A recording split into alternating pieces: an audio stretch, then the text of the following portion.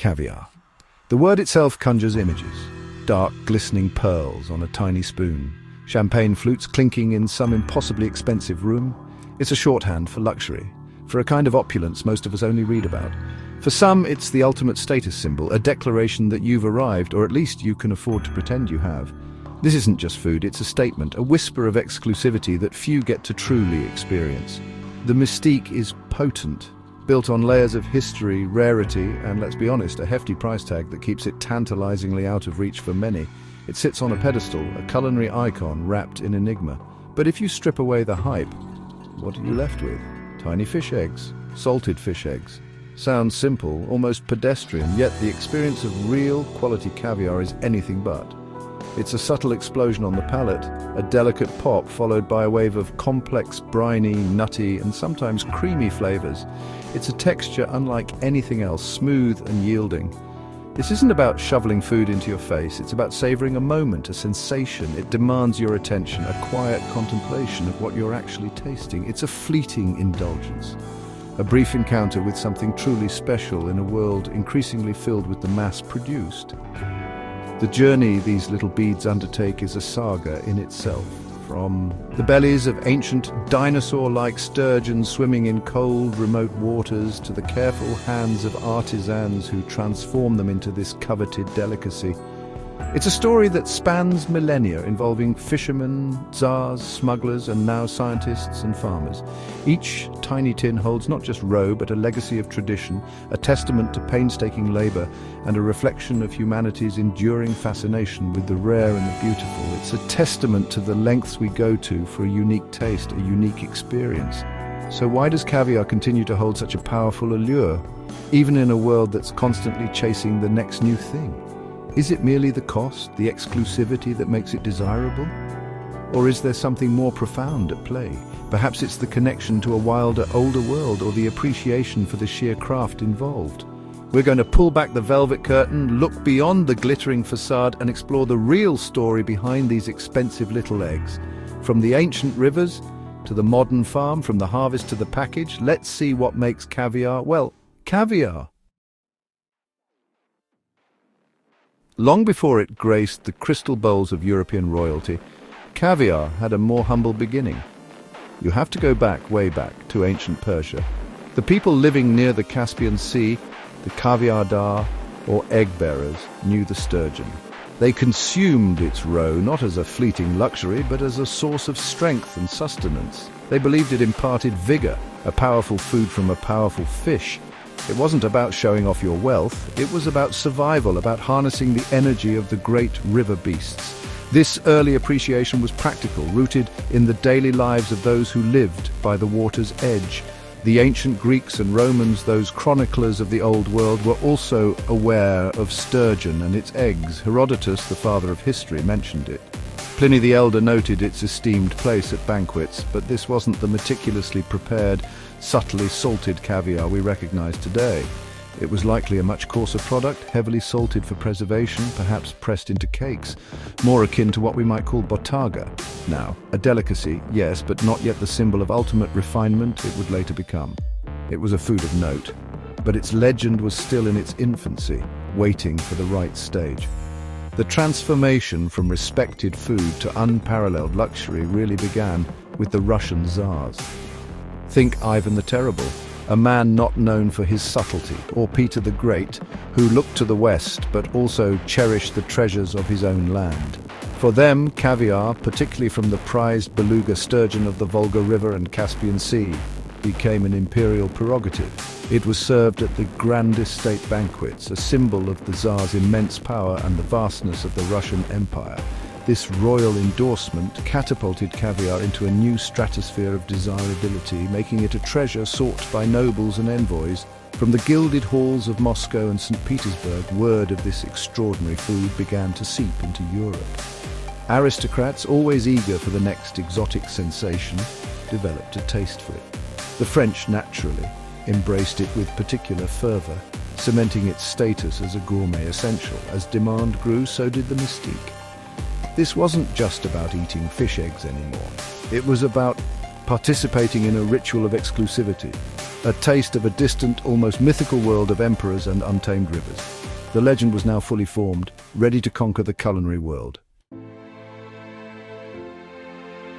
To understand caviar, you first have to understand the sturgeon. This isn't just any fish, it's a relic from a bygone era, a living fossil that has been swimming in Earth's waters for over 200 million years. They were here long before the dinosaurs, and they've changed remarkably little since. These are majestic, often enormous creatures, armored with bony plates called scutes, their snouts elongated, perfect for sensing prey in murky depths. They are a direct link to a prehistoric world, a slow-moving, enduring presence in our planet's aquatic ecosystems. Their ancient lineage contributes significantly to their mystique and the precious nature of their roe.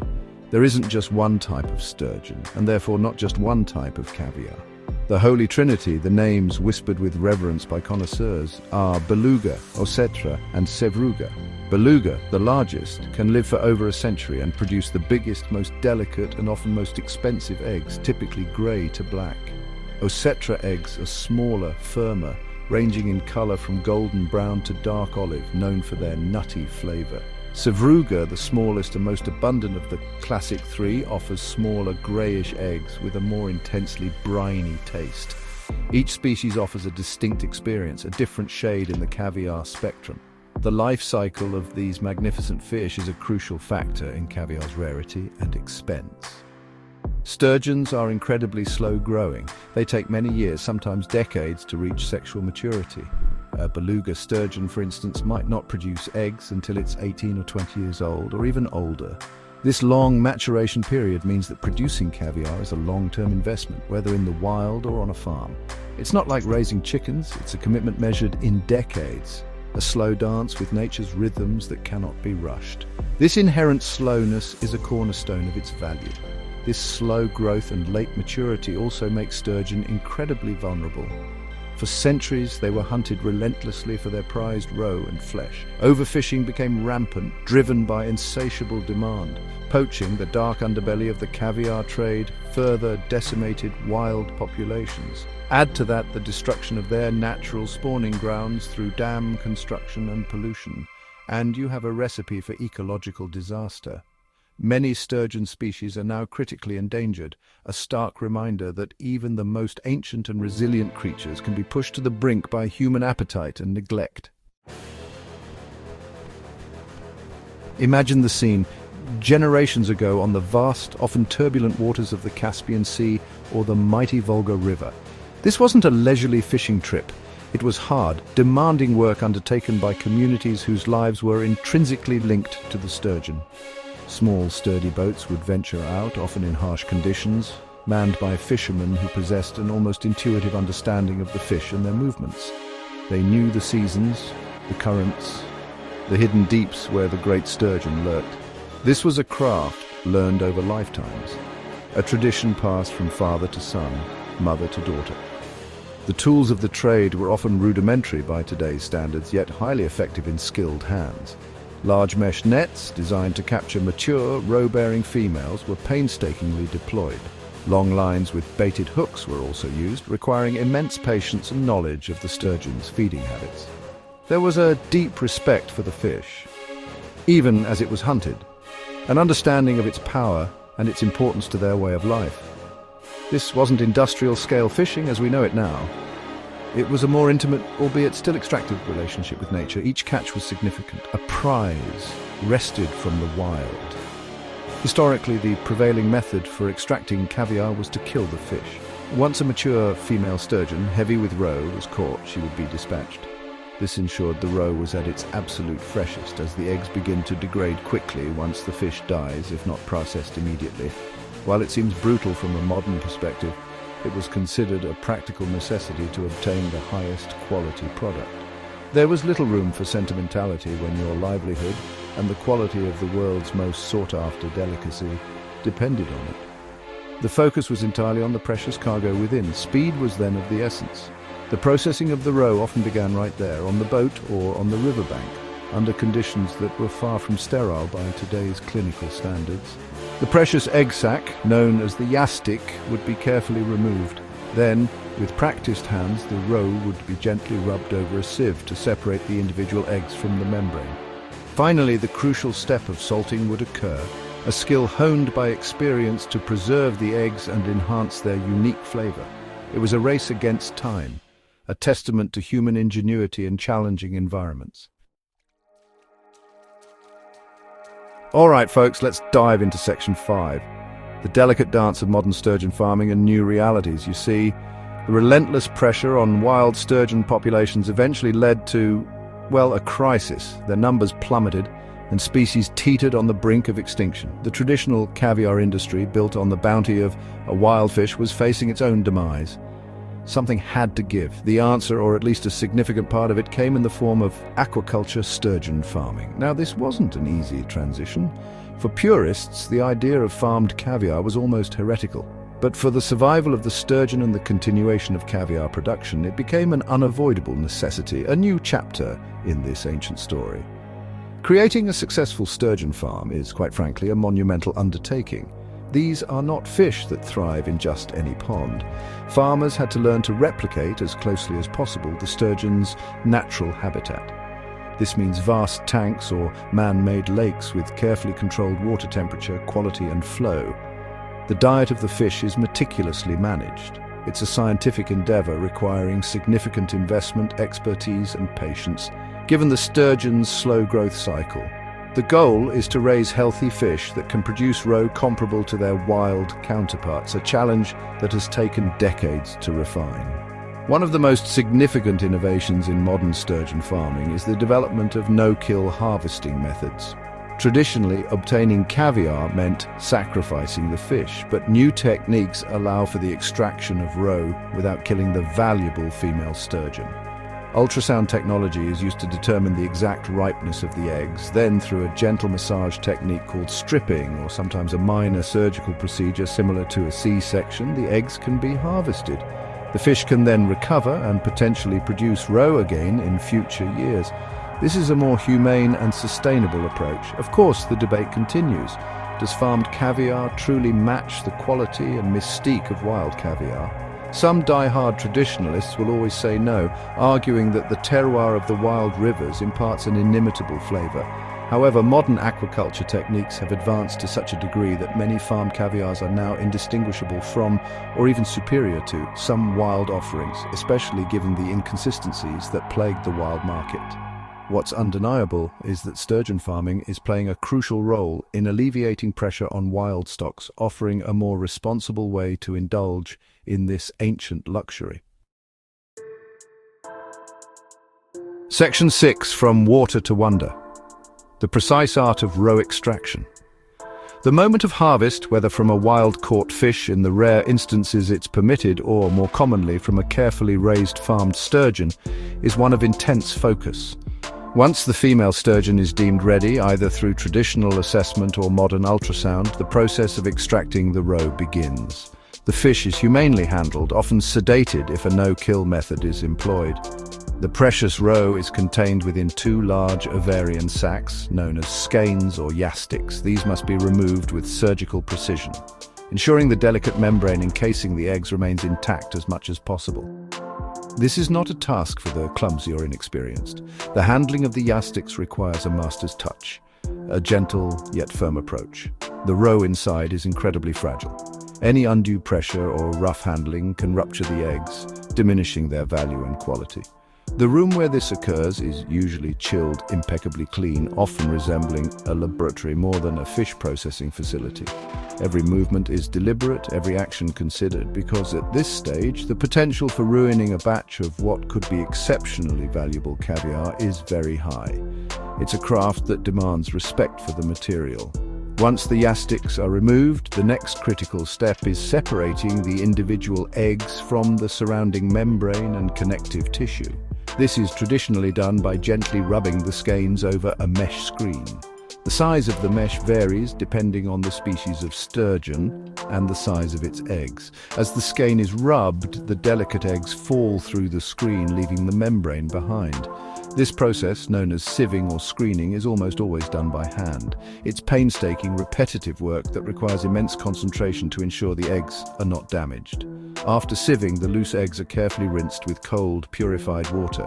This washing step serves multiple purposes. It cleans the roe of any remaining impurities, blood or fragments of membrane, and it helps to firm up the eggs slightly. Any broken or subpar eggs are meticulously removed. Only the perfect, unblemished spheres will make it to the next stage. This relentless pursuit of perfection, this attention to the smallest detail, is what distinguishes truly great caviar.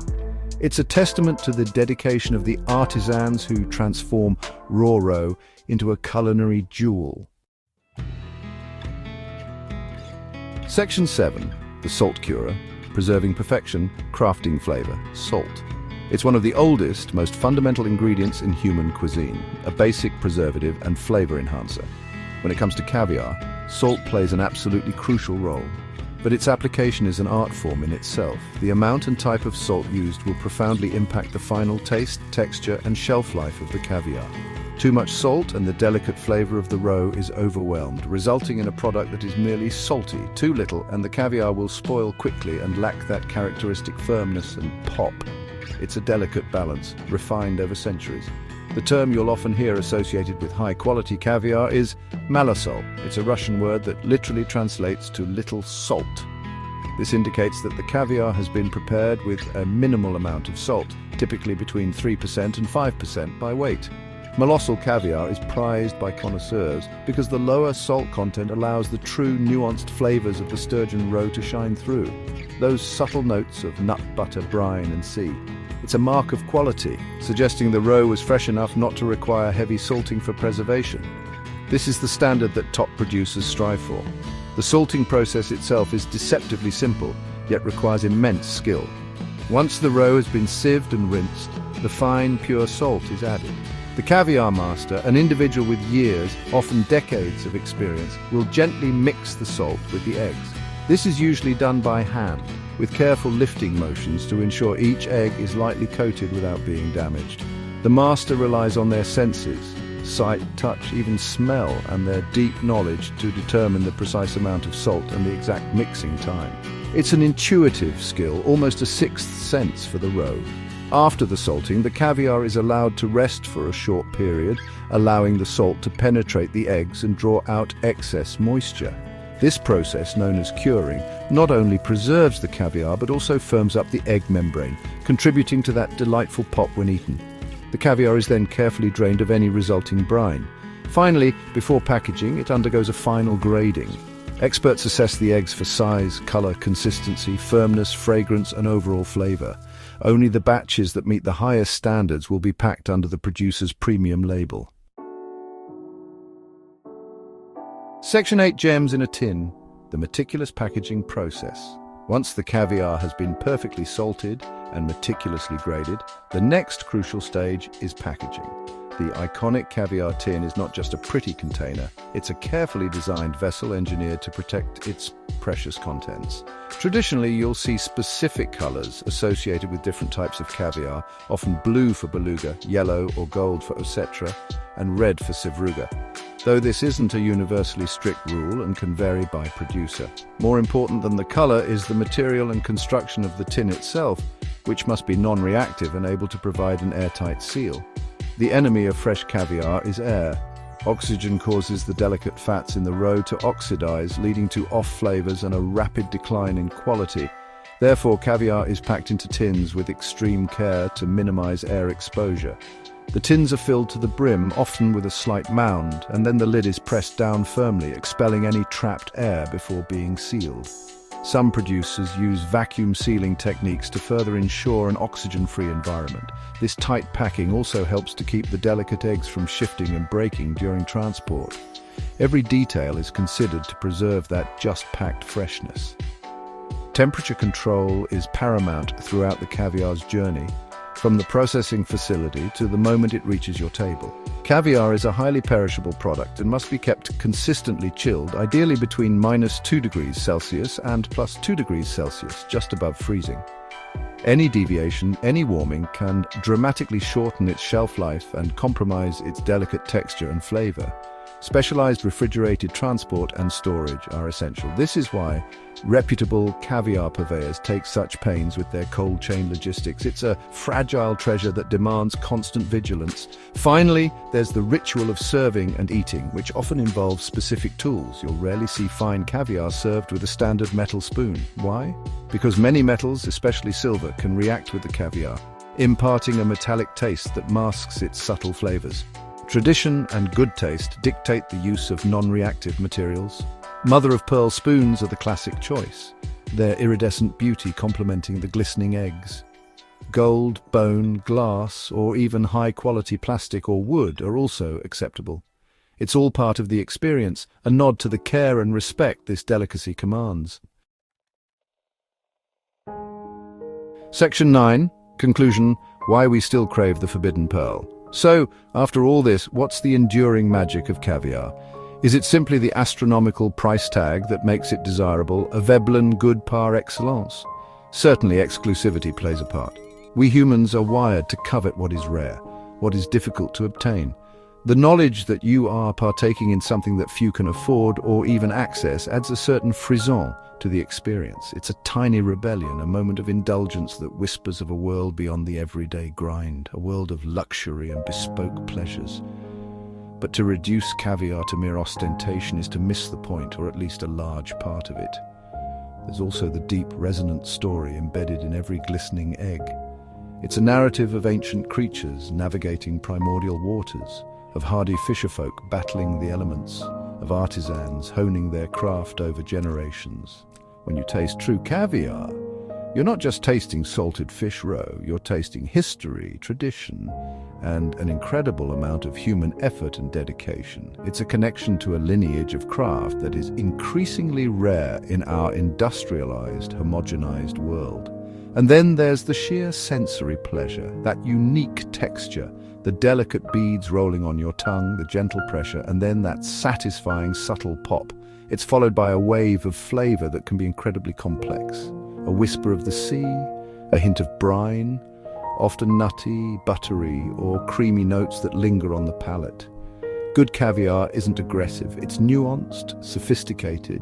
It's a moment of pure, unadulterated indulgence, a small, perfect extravagance that engages all the senses and demands to be savored slowly, thoughtfully. In the end, caviar remains a potent symbol. It speaks of celebration, of achievement, of those rare peak moments in life. It represents a commitment to quality, an appreciation for the exceptional.